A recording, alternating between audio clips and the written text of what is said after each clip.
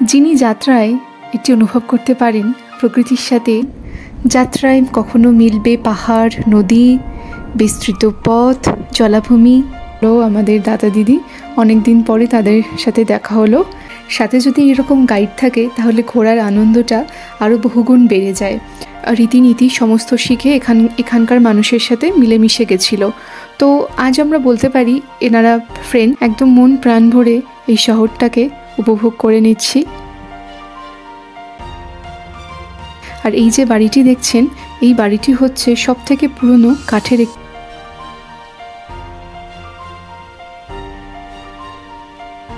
মূল আকর্ষণের দিকে, সেটা হচ্ছে ইংলিশ চ্যানেল, আটলান্টিক ওশানের দিকে।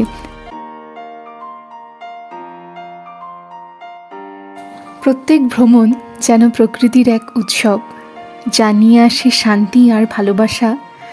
যিনি যাত্রায় এটি অনুভব করতে পারেন প্রকৃতির সাথে, তার সম্পর্ক হয় অনেক নিবিড়।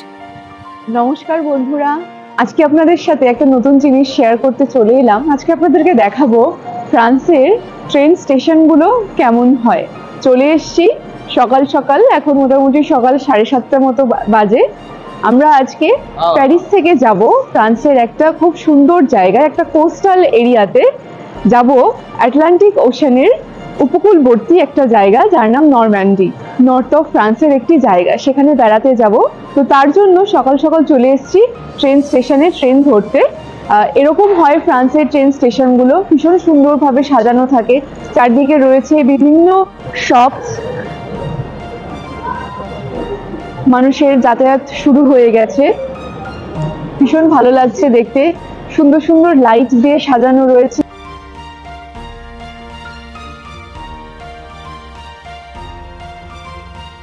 ভীষণ ভালো লাগছে দেখতে। আজকে ধরবো টিইআর। এই ফ্রান্সের বিভিন্ন রকম ট্রেনের ক্যাটাগরি হয়, আরইআর, টিইআর। আরইআর গুলো মোটামুটি সাবাব এলাকায় যায়, আর টিইআর গুলো একটু দূরবর্তী স্থানে যায়। আজকে আমাদের ট্রেন জার্নি মোটামুটি 2.5 ঘন্টার জার্নি। তো প্যারিস থেকে যাব আমরা নরম্যান্ডির একটি জায়গাতে যার নাম তো সেখানে যাবো। ধরে এই প্ল্যাটফর্মস গুলো রয়েছে, আমরা আমাদের যে প্ল্যাটফর্ম সেখানে যাব, সেখানে নিয়ে চলবো।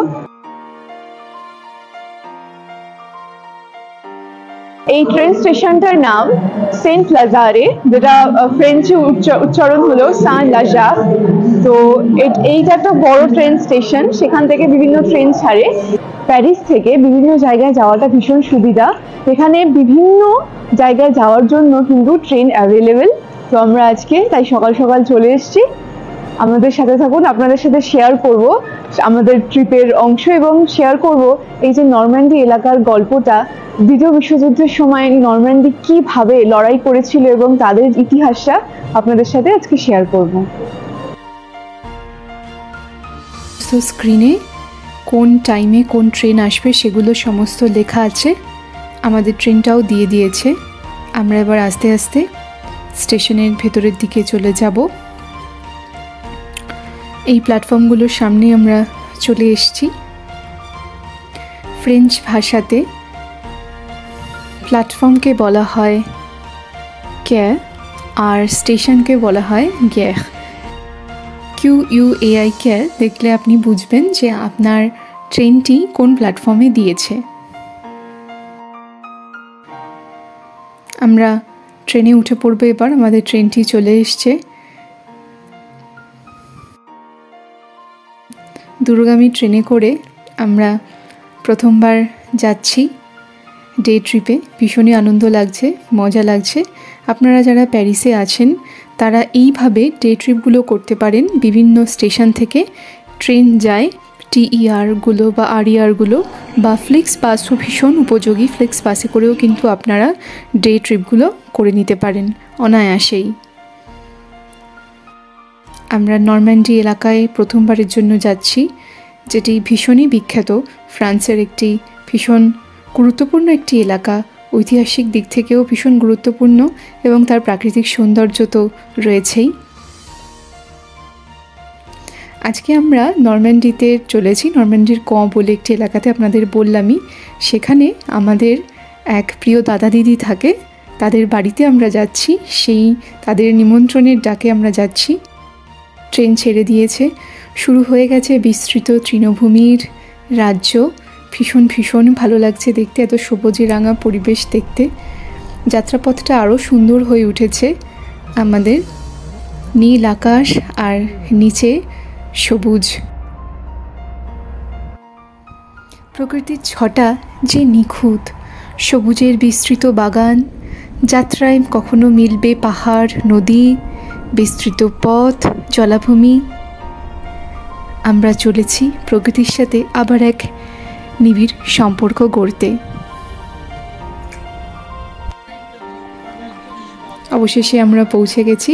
এই হলো আমাদের দাদা দিদি, অনেক দিন পরে তাদের সাথে দেখা হলো। তারা আমাদের কলেজের সিনিয়র ছিলেন। ভীষণ ভীষণ ভালো লাগলো অনেক দিন পর দেখা হয়ে। এইবার আমাদের শুরু হলো এই শহরটা ঘুরে দেখা। দাদা দিদি আমাদের এই পুরো শহরটা এবার ঘুরে দেখাচ্ছে।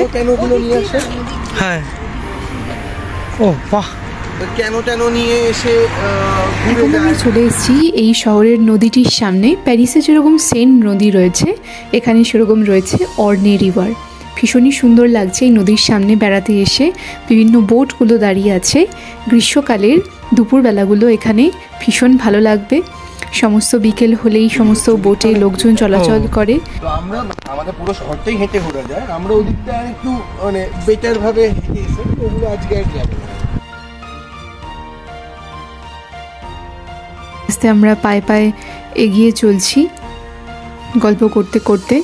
এতদিন পরে সাক্ষাৎ হয়েছে আমাদের, অনেক গল্প জমে আছে, সেগুলো করতে করতে আমরা এগিয়ে চলেছি পায়ে পায়ে এই শহরটাকে জানতে জানতে, দেখতে দেখতে। এই শহরটার একটি বড় ইতিহাস আছে, আপনাদেরকে আস্তে আস্তে তার সম্পর্কে জানাচ্ছি। আমরা এবার একটা ট্রাম ধরে নিলাম। ট্রাম ধরে নিয়ে পৌঁছে গেলাম এমন একটি চার্চের সামনে, যে চার্চটা ভীষণই ক্ষতিগ্রস্ত হয়েছিল দ্বিতীয় বিশ্বযুদ্ধের সময়। দাদা দিদি খুব সুন্দরভাবে আমাদের এই শহরটার ইতিহাসগুলো সম্পর্কে জানিয়ে দিচ্ছে, যাতে আমাদের সব কিছু বুঝতে সুবিধা হয়। সাথে যদি এরকম গাইড থাকে তাহলে ঘোরার আনন্দটা আরও বহুগুণ বেড়ে যায়। সত্যি তো, ঘোরা মানে তো শুধু যত্রতত্র জিনিসগুলো দেখা নয়। ঘোরা মানে সেই জায়গাটার ইতিহাস সম্পর্কে, ভূগোল সম্পর্কে, তার কাহিনীটা পুঙ্খানুপুঙ্খভাবে জানা, ভাবা এবং সেগুলো দেখতে দেখতে ইতিহাসে ফিরে যাওয়া। ভীষণই ভালো লাগছে। ফ্রান্সের এরকম বিভিন্ন জায়গাগুলোর ইতিহাস সম্পর্কে আমি জানছি এবং আপনাদের সামনেও সেগুলো তুলে ধরছি। আশা করি আপনাদের ভীষণই ভালো লাগছে। এই চার্চটির নাম এগ্লিজ সান জন দু ক্যাঁ। এই চার্চটি দ্বিতীয় বিশ্বযুদ্ধের সময় ভীষণভাবেই ক্ষতিগ্রস্ত হয়। দেখলেই সেটা বোঝা যায় যে বাইরের যে স্ট্রাকচারগুলো কীভাবে ক্ষতি হয়ে গেছে, তা সত্ত্বেও কিন্তু এই নরম্যান্ডি এলাকা এই সমস্ত জিনিসগুলোকে এত সুন্দরভাবে প্রিজার্ভ করে রেখেছে। তৃতীয় বিশ্বযুদ্ধের সময় যখন জার্মান সোলজাররা এর উপরে আক্রমণ করে, তখন ভয়ঙ্কর ক্ষয়ক্ষতি সহ্য করতে হয় এই শহরটাকে। সব কিছু সহ্য করেও কিন্তু আজ মাথা উঁচু করে দাঁড়িয়ে আছে এই নরম্যান্ডি। নৃশংসতার প্রমাণ এই নরম্যান্ডিতে এলে আপনারা ভালো করে দেখতে পারবেন। চার্চের ভেতরগুলো ভীষণই ভালো লাগে আমার বরাবরই। এত সুন্দর শান্ত পরিবেশ এবং এই যে গথিক স্টাইলে তৈরি করা এই পুরো চার্চগুলোর দেওয়াল যেন কানে কানে ফিসফিস করে ইতিহাসের কথাগুলো বলে দিয়ে যাচ্ছে। আর সাথে তো আমাদের দাদা রয়েছেই, প্রত্যেকটা জায়গার ইতিহাসগুলো সম্পর্কে আমাদের জানান দিচ্ছে এবং আমাদের কিছু জিজ্ঞাসা থাকলে আমরাও সেটা জিজ্ঞেস করে নিচ্ছি। এই যে এত সুন্দর চার্চটাতে এসেছি, কিন্তু এসেও মন ভালোর থেকে মন ভারাক্রান্তই বেশি হচ্ছে। কারণ এই যে এত যে নৃশংসতার, এই যে দ্বিতীয় বিশ্বযুদ্ধের নৃশংসতার প্রমাণ এখানে পাচ্ছি। এই যে ক্রসটা ছিল, এই ক্রসটা সেই সময় চার্চের মাথার উপরে লাগানো ছিল। এই এত হানাহানির ফলে এই ক্রসটা মাথার উপর থেকে পড়ে যায় এবং এখন সেটি এখানে প্রিজার্ভ করে রাখা হয়েছে। আমি আপনাদেরকে নিয়ে যাব সেই দ্বিতীয় বিশ্বযুদ্ধের সেই পটভূমিতে পরের ভিডিওতে, যেখানে জার্মান সোলজারদের বিরুদ্ধে 3টি দেশ একসাথে হয়ে তাদেরকে দমন করেছিল। এত সুন্দর স্ট্রাকচারের সাথে সাথে, বিস্ময়ের সাথে সাথে মনটাও বড় ভারাক্রান্ত লাগছে। ছুটির দিন, উইকেন্ড ছিল। আমরা যেদিন গেছিলাম শনিবার, কিছু মানুষের এসছেন, প্রার্থনা করছেন নিজের মনে বসে। ভীষণই ভালো লাগছে, দেখে মুগ্ধ হয়ে যাচ্ছি এই এত সুন্দর কারুকার্য চার্চের। অসম্ভব সুন্দর এই কারুকার্য, দেখে একেবারে মনোমুগ্ধ হয়ে যাওয়ার মতো।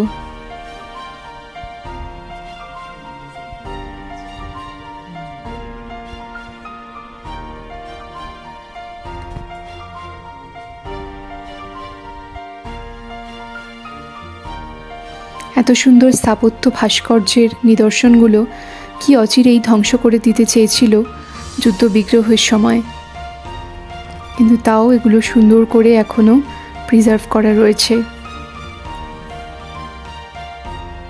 এইবার আমরা চার্চ থেকে বেরিয়ে পড়লাম।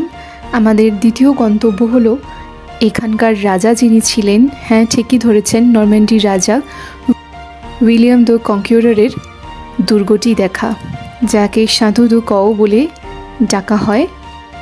উইলিয়াম দ্য কনকিউরার ছিলেন এখানকার রাজা। তিনি একসাথে নরম্যান্ডি এবং ইংল্যান্ড দুটোই রাজত্ব করেছিলেন। তিনি এই নরম্যান্ডির পুরো শোভা ধরে রেখেছিলেন। এখানে তিনি বিভিন্ন নিয়ম নিষ্ঠা প্রতিষ্ঠা করেছিলেন, নরম্যান্ডি কালচার প্রতিষ্ঠা করেছিলেন। নরম্যান্ডি রাজ্যের লোকেরা কিন্তু পিওরলি ফ্রেঞ্চ ছিল না। নরম্যান কথাটা এসছে ভাইকিংস থেকে, যারা ছিল জলদস্যু, তারা এখানে ঘাঁটি কেড়েছিল একটা সময় এবং ফ্রেঞ্চ মানুষদের সাথে মিশে তারা আস্তে আস্তে ফ্রেঞ্চ রীতিনীতি সমস্ত শিখে এখানকার মানুষের সাথে মিলেমিশে গেছিল। তো আজ আমরা বলতে পারি এনারা ফ্রেঞ্চ, তবে কিছু পরিমাণে কিন্তু এই ফ্রেঞ্চদের সাথে এই ভাইকিংসদের ইতিহাসটাও মিশে আছে। তো সেগুলোই আমরা তাদের কাছ থেকে জানতে জানতে এগিয়ে চলেছি। ভীষণই ভালো লাগছে একটা রৌদ্রোজ্জ্বল দিনে। আকাশটা আজ ভীষণই সুন্দর, এত সুন্দর পরিবেশটা তার ফলে উপভোগ করা যাচ্ছে এত সুন্দর আকাশটার জন্য। এগিয়ে চলেছি আমরা সেই সময়কার কিং উইলিয়াম দ্য কনকিউরারের দুর্গের দিকে। এই দুর্গ সেই সময় ছিল যুদ্ধ প্রতিরক্ষার মেন জায়গা, শত্রুদের দমনের মেন জায়গা। আস্তে আস্তে আমরা এগিয়ে চলেছি দুর্গের দিকে। এই দুর্গটির ওপর থেকে পুরো যে নরম্যান্ডির যে কঁ শহরটার পুরো একটা প্যানোরামিক ভিউ দেখতে পাওয়া যায়। ভীষণই ভালো লাগছে ওপরে এসে এই ভিউটি দেখতে। খুব সুন্দর। No, anglais. Anglais. Into the city we've got 25 churches. Yeah. 5 temples, 1 synagogue, 1 mosque for 100,000 people. Okay. D'accord. They are made to go to the heaven. Oh. Okay. Have a nice visit. Yeah, Thank you, same to you.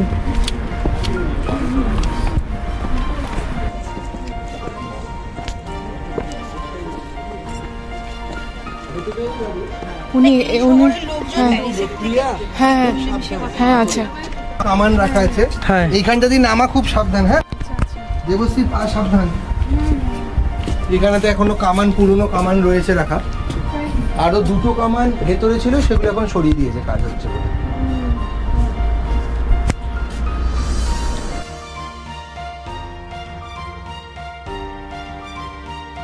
এই ক্যাসেলটা আমরা ঘুরে দেখছি, ভীষণই ভালো লাগছে। এই ক্যাসেলের ভেতরে দুটি মিউজিয়াম আছে, যেখানে নরম্যান্ডির যুদ্ধর সময়কার বিভিন্ন জিনিসপত্র রাখা আছে।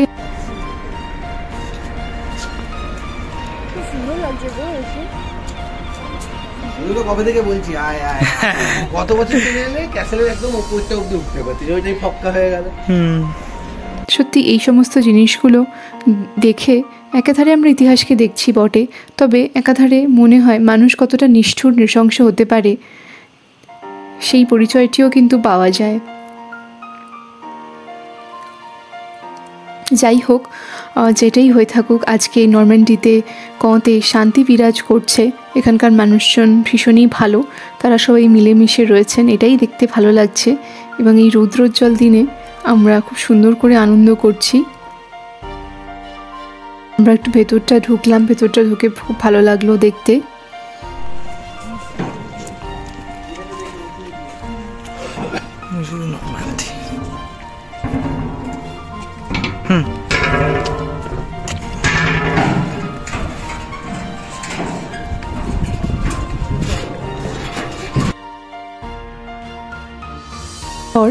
এবার আবার আমরা ক্যাসেল থেকে বাইরে বেরিয়ে এলাম এবং এই কয়ের রাস্তা বরাবর হেঁটে চলেছি। এত সুন্দর লাগছে হাঁটতে, চারদিকে বিভিন্ন ক্যাফেগুলো।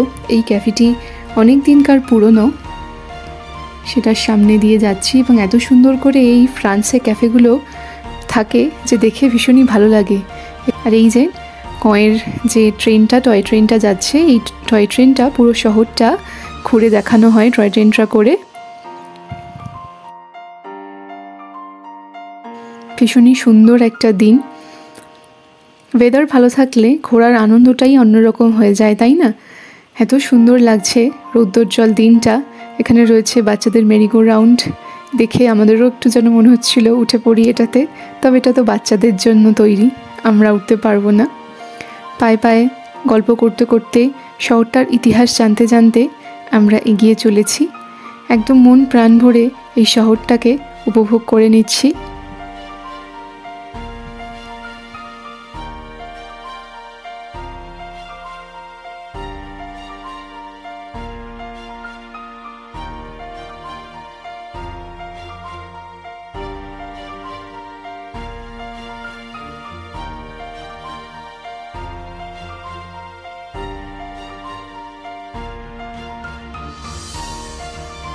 এই হচ্ছে শহরের একটি খুব পুরনো গলি। তার ভেতর দিয়ে যখন হেঁটে চলছি তখন যেন মনে হচ্ছে গায়ে কাঁটা দিচ্ছে যে কত দিনকার পুরনো জায়গার মধ্যে আমরা এসেছি।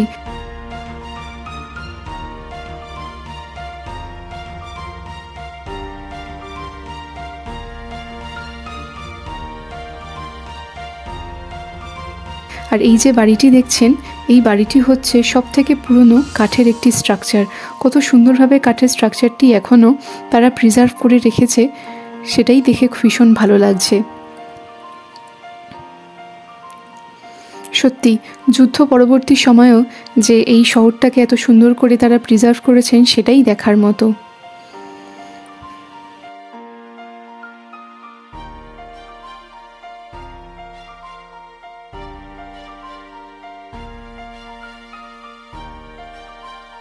নেক্সট ডেস্টিনেশন হলো এখানকার যে রাজা ছিলেন উইলিয়াম দ্য কনকুরারের যে অ্যাবে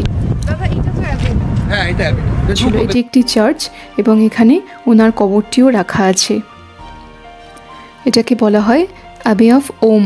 ওম হলো ফরাসি ভাষায় যাকে পুরুষ বলে বলা হয়। তো তার এটা অ্যাবে, এই চার্চের মতোই এটা বড় চার্চ, সেখানে চার্চও রয়েছে, তার সাথে সাথে ওনার কবরটিও রয়েছে এবং তার লাগোয়া সুন্দর বাগানটি রয়েছে। বাগানে কত রকমের ফুল ফুটে রয়েছে। আর এই যে নরম্যান্ডির কয়ের যে এমব্লেমটা, এখানে এসে খুবই ভালো লাগলো। এখানে দাঁড়িয়ে আমরা কয়েকটা ছবি তুলে নিলাম, যাতে এই শহরটাতে আমরা এসেছিলাম তার একটা স্মৃতি হিসেবে রেখে দেওয়া যায় এই ছবিগুলি।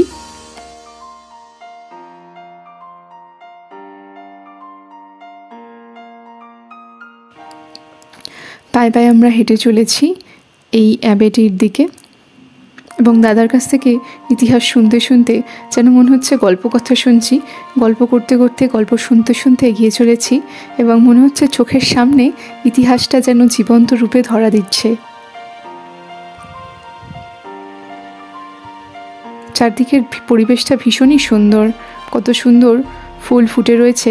আসলে ইউরোপিয়ান সামার ভীষণই এনজয় করার মতো, তাই না? আপনারা যারা ইউরোপের বিভিন্ন দেশে থাকেন তারা জানেন যে এই সামারটা এত সুন্দর লাগে, ভীষণ এনজয় করার মতো, পরিবেশটা ভীষণই ভালো থাকে।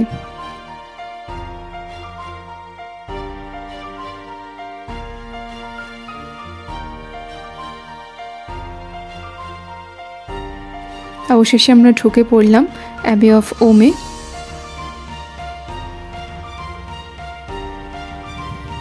ভীষণই ভালো লাগছে চারদিকের এই স্নিগ্ধ শান্ত পরিবেশ। আস্তে আস্তে এই সমস্ত স্ট্রাকচারগুলো দেখতে দেখতে আমরা এগিয়ে চলেছি। সমস্ত গথিক স্ট্রাকচারে তৈরি, গথিক আর্কিটেকচারে তৈরি সমস্ত স্ট্রাকচার। আর কিছু কিছু ছবি তুলে নিচ্ছি ভবিষ্যতের সঞ্চয়ের জন্য।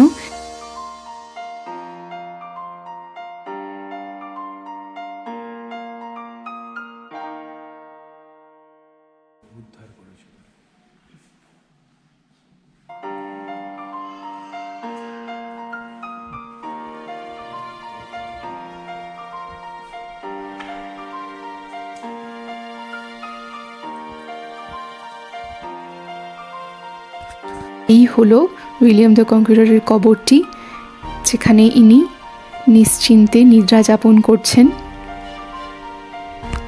সত্যি উনি একজন মোহনীয় রাজা ছিলেন, যিনি একসাথে দুটি দেশ রাজত্ব করেছিলেন, ফ্রান্স এবং ইংল্যান্ড। সেটা ভাবতেও সত্যি অবাক লাগে, কতটা পারদর্শিতা থাকলে এটি করা যায়।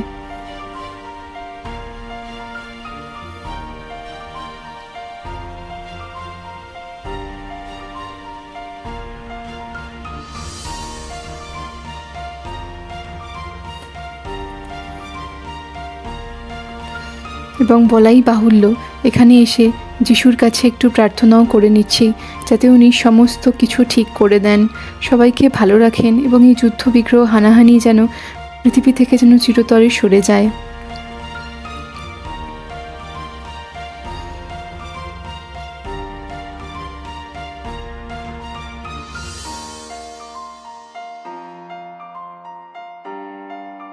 আমাদের নেক্সট ডেস্টিনেশন হলো অ্যাবে অফ দাম। এখানে দাম কথার অর্থ হলো ফরাসি ভাষায় স্ত্রীকে বোঝানো হয়। উইলিয়াম দ্য কনকুইরারের যিনি স্ত্রী ছিলেন মাদিলদা, তার চার্চ এটি, তার নামের এটি চার্চ, এবং তার কবরটি তার চার্চে রাখা আছে। এই শহরের যে মেন অ্যাট্রাকশনগুলো সেগুলো আজ আমরা ঘুরে দেখছি। তার মধ্যে এটি হলো আরেকটি, খুবই সুন্দরভাবে অ্যাবে অফ দামটি করা হয়েছে, ভীষণই ভালো লাগছে। এই চার্চগুলোর আর্কিটেকচারাল প্ল্যান এত সুন্দর কারুকার্য করা যে চোখ ফেরাতে ইচ্ছে করে না। আমরা ভেতরে ঢুকে গেছি। এই অ্যাবে অফ দামের ভেতরে ঢুকে বেশ ভালো লাগছে। দেখে মনে হচ্ছে এই ওনার চার্চটি খুব একটা বেশি ক্ষতিগ্রস্ত হয়নি দ্বিতীয় বিশ্বযুদ্ধের সময়, অনেকটা ভালো আগের মতোই রয়েছে। তাছাড়া এখানে তো রেনোভেশন সবসময়ই চলছে।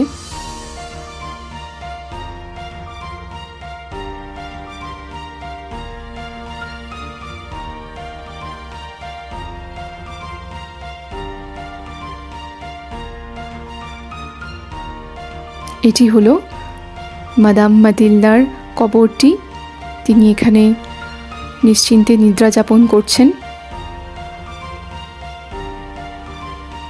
শহরের প্রত্যেকটি লোক এসে তাকে প্রণাম জানাচ্ছে, আমরাও তাকে প্রণাম জানালাম। ভীষণই ভালো লাগলো, সারা দিনটা ভীষণ ভালো কাটলো। শহরের মেন অ্যাট্রাকশনগুলো আমরা ঘুরে দেখলাম, আর এরপরে এই অ্যাট্রাকশনগুলো এতগুলো দেখে নিয়ে আমাদের পেটে যেন ছুঁচো দৌড়াচ্ছে। এরপরে আমরা সোজা চলে যাব দাদা দিদির বাড়িতে, সেখানে একটু মন ভরে পেট পুজো করব। সেটা করে নিয়ে আমরা সোজা চলে যাব ইংলিশ চ্যানেলের পাড়ে। ভিডিওটি কেমন লাগলো বন্ধুরা অবশ্যই কমেন্ট করে জানাবেন। এর পরের পর্বে আমরা এই শহরটা ঘুরে দেখে চলে যাব নরম্যান্ডির কয়ের আরেকটি মূল আকর্ষণের দিকে, সেটা হচ্ছে ইংলিশ চ্যানেল, আটলান্টিক ওশানের দিকে। আটলান্টিক ওশানের যে মিষ্টি একটি নীল রং এবং তার যে মিষ্টি জলরাশির কলতান, সেই সবের কাছে আপনাদের নিয়ে যাব, সেটা আপনাদের সাথে শেয়ার করব। সবাই খুব ভালো থাকবেন, সুস্থ থাকবেন। আবার দেখা হবে পরের ভিডিওতে। নমস্কার।